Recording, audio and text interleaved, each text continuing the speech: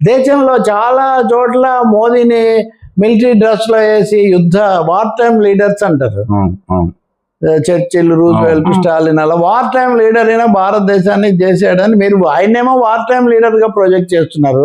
ఆయన ఒక్కసారి కూడా అఖిలపక్ష సమావేశాల్లో వచ్చి మాట్లాడలేదు. సార్ జనరల్ గా అంటే యుద్ధాలు జరిగినప్పుడు కానీ ఏమన్నా ఇలాంటివి జరిగినప్పుడు కానీ ప్రాసెస్ ప్రకారంగా ప్రకటించడం ఉండదా?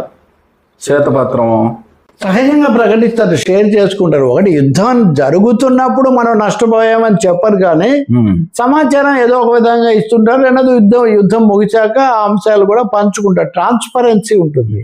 కానీ భారతదేశం యొక్క విదేశాంగ విధానం శాంతియుతమైంది, అందరినీ కలుపుకుపోయేది, ఇవన్నీ ఉన్నాయి మనకు. ఈసారి జరిగినవి పూర్తి విరుద్ధంగా ఉన్నాయన్న అభిప్రాయం బలంగా ఏర్పడింది. అది కాక మోడీ సెంట్రిక్ గా మోదీ విశ్వగురువు అన్నట్టుగా అంటే అలీన విధానం, శాంతి, మనకున్న సంబంధాలు ఇవన్నీ బాధ్యతాయుతమైన దౌత్య దేశం మనది. ఆ పరిస్థితి పోయి మోదీ అనే ఒక వ్యక్తి, మోదీ నాయకత్వం, మోదీ విశ్వగురు, మోదీ ట్రంప్ సంబంధాలు వీటి మీద ఆధారపడాల్సి రావడమో పెద్ద సమస్య.